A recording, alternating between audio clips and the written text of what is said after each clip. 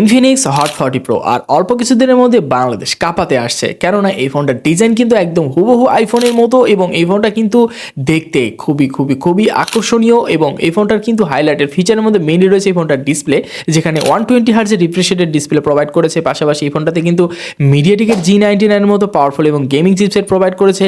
এছাড়াও এই ফোনটাতে কিন্তু 108 মেগাপিক্সেলের প্রাইমারি ক্যামেরা রয়েছে। সব মিলিয়ে এই ফোনটা কিন্তু আপনাদের জন্য বেশ দারুণ কিছু অফার করবে।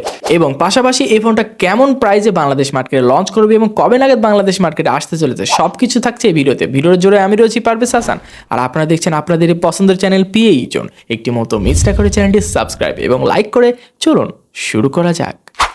শুরুতেই ফোনটার ডিজাইন নিয়ে না বললেই নয়, কারণ এই ফোনটার দেখতে কিন্তু একদম হুবহু আইফোনের মতো এবং আইফোনের ছোট ভাই বললেই চলে।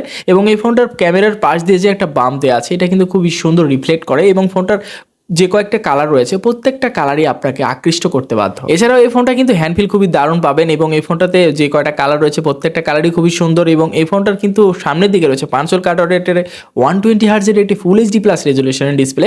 এবং এছাড়াও এই ফোনটাতে কিন্তু পোর্টস বাটন সেকশনের সকল রকম পোর্টস বাটনই দেখতে পাবেন।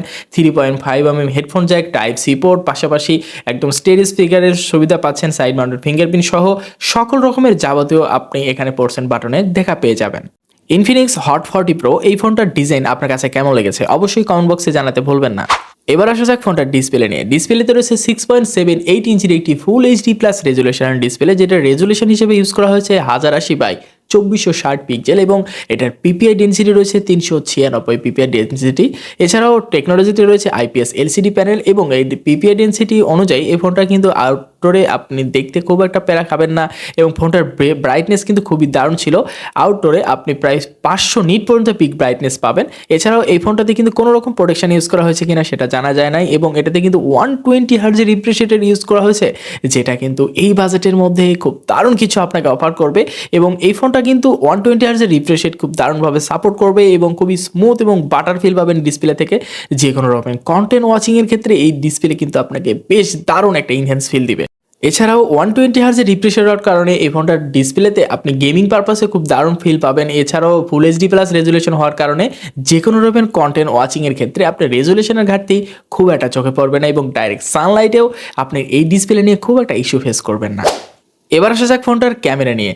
সো মেইনলি রয়েছে এই ফোনটার 108 মেগাপিক্সেলের ক্যামেরা এবং 2 মেগাপিক্সেলের একটি ম্যাক্রো লেন্স আর 0.8 মেগাপিক্সেলের একটি ফালতু সেন্সর। এটা আসলে কোনো কাজের না, বাট মেইনলি আপনি 108 মেগাপিক্সেলের ক্যামেরার পিকচার কোয়ালিটি খুবই দারুণ পাবেন। এবং আমরা সচরাচর জেনে থাকি যে ইনফিনিক্সের ফোনগুলোর ক্যামেরা কিন্তু একটু ন্যাচারালি একটু বুস্টেড করে এবং একটু ভিভিড কালার দেওয়ার চেষ্টা করে। তো যে কারণে এই ফোনটার ক্যামেরাগুলো নিয়ে আপনার কোনো চিন্তা করতে হবে না। 108 মেগাপিক্সেলের ক্যামেরাতে খুব দারুণ ডিটেলস পাবেন, ডাইনামিক রেঞ্জগুলো খুব ভালোভাবে ক্যাপচার করতে পারবে। আশা করা যায় যখন আমরা ফিজিক্যালি ফোনটা পেয়ে যাব তখন কিন্তু এটার ফুল রিভিউটা আপনাকে প্রপারলি দেওয়ার চেষ্টা করব। এছাড়াও এই ফোনটার ভিডিও রেকর্ডিং প্রায় 2K রেজুলেশনের ভিডিও রেকর্ডিং করতে পারবেন 30 FPS। এখানে যদি 60 FPS থাকতো তাহলে আরও বেটার হতে পারতো এবং 4K রেজুলেশন থাকলে আরও জোস হতে পারতো। সব মিলিয়ে এই ফোনটাতে কিন্তু ইআইএস এবং ওয়াইএস যদি যুক্ত থাকতো তাহলে এই ফোনটার ক্যামেরা নিয়ে আপনারা একদম স্যাটিসফাই থাকতেন, এটা নিঃসন্দেহে। পাশাপাশি ফ্রন্ট ক্যামেরাতে রয়েছে 32 মেগাপিক্সেল ক্যামেরা। এই ক্যামেরা মোটামুটি এই বাজেটের মধ্যে অ্যাভারেজ ধরা যায়, আর 32 মেগাপিক্সেল প্রাইমারি ক্যামেরা দিয়ে আশা করি সন্তুষ্ট থাকবেন।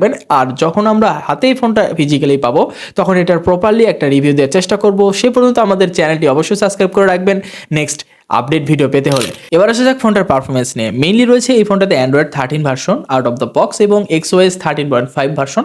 আর ইনফিনিক্সের ইউআই কিন্তু আগের চাইতে অনেকটা অপটিমাইজ করার চেষ্টা করছে। আশা করা যায় নেক্সট আমরা আরও বেটার কিছু পাবো ইনফিনিক্সের ইউআই থেকে।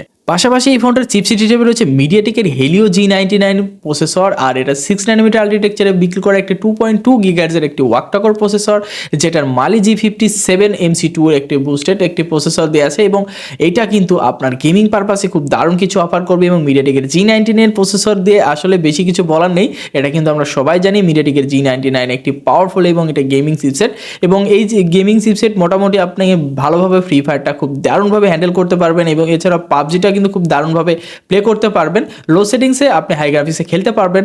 আর কিছু কিছু গেম রয়েছে যেগুলো গেম আপনি ইজিলি খেলতে পারবেন 2D এবং 3D গেমসগুলো। সো মিডিয়াটেকের G99 দিয়ে আপনি day to day task tasking easily play করতে পারবেন। এছাড়াও এই ফোনটা র্যামে রয়েছে 8GB র্যাম এবং স্টোরেজ হিসেবে প্রায় 128 এবং 256 জিবি পর্যন্ত সাপোর্ট পাবেন এবং স্টোরেজ টাইপ রয়েছে UFS 2.2। সো মোটামুটি এই বাজেটের মধ্যে পারফরমেন্স কিন্তু খুবই দারুণ এবং মারদাঙ্গা, এটা কিন্তু নিঃসন্দেহে। এছাড়াও এই ফোনটাতে কিন্তু গেমিং স্পেশালের জন্য এক্স বুস্ট গেমিং ইঞ্জিনটা সেট করা হয়েছে, যে কারণে আপনি কিন্তু স্পেশাল কিছু ফিচার এই ফোনটার গেমিং পারপাস থেকে পাবেন, এটা নিঃসন্দেহে। এছাড়াও 5000 mAh এর ব্যাটারির সাথে ফোনটাতে রয়েছে 33 ওয়াট চার্জার, যে কারণে আপনি খুব দ্রুত ফোনটা চার্জ করতে পারবেন। এছাড়াও এই ফোনটাতে সেন্সর সেকশনে fingerprint sensor, accelerometer sensor, proximeter sensor, gyroscope, E compass সহ সকল রকমের ফিচারই পেয়ে যাবেন এই ফোনটার সেন্সর সেকশনে। এবং এই ফোনটাতে কিন্তু আপনি স্টেরিও সাউন্ড স্পিকারও পাবেন, যে কারণে আপনি মাল্টিমিডিয়া কনজিউমের ক্ষেত্রে খুব দারুণ এবং ইনহ্যান্স একটা ফিল পাবেন। তাছাড়া তো রয়েছে এই ফোনটার ডিজাইন কিন্তু খুবই চমৎকার, আইফোনের মতো ডিজাইন পাবেন। এছাড়াও ডিসপ্লেতে 500 কাটআউটের ডিসপ্লে, 120 হার্জের রিফ্রেশ রেট এবং গেমিং চিপসেট রয়েছে মিডিয়াটেকের G99। সো সব মিলিয়ে এই ফোনটা কিন্তু খুব দারুণ কিছু অফার করছে আপনার জন্য, এবং 8GB র্যামের সাথে 256GB স্টোরেজ, সব মিলিয়ে এই ফোনটা কিন্তু আপনার জন্য একটা পারফেক্ট কম্বো একটা প্যাকেজ হতে চলেছে। সো অল্প কিছুদিনের মধ্যে বাংলাদেশ মার্কেটে এই ফোনটা পেয়ে যাবেন এবং ইন্টারন্যাশনাল মার্কেট লঞ্চ করে দিবে হয়তোবা জানুয়ারির শেষের দিকে এবং হয়তোবা ফেব্রুয়ারি মাসের শুরু অথবা মাঝামাঝি বরাবর এই ফোনটা আপনারা বাংলাদেশ মার্কেট সহ ইন্টারন্যাশনাল মার্কেটে হয়তোবা দেখতে পাবেন। এছাড়াও এই ফোনটা কিন্তু 20 থেকে 25,000 টাকা প্রাইস পয়েন্টের মধ্যে আশা করা যায় এই ফোনটা লঞ্চ করবে। সব মিলিয়ে এই ফোনটা আপনার কাছে কেমন লেগেছে অবশ্যই জানাতে ভুলবেন না। আর বরাবরের মতো আমি পারভেজ হাসান, আর আপনারা যেরকম নতুন নতুন ভিডিও পছন্দ করেন এটা আমরা জানি। সো এই জন্য অবশ্যই চ্যানেলটি সাবস্ক্রাইব করে রাখবেন, আর ভিডিওটি ভালো লাগলে লাইক করতে ভুলবেন না। আল্লাহ হাফেজ।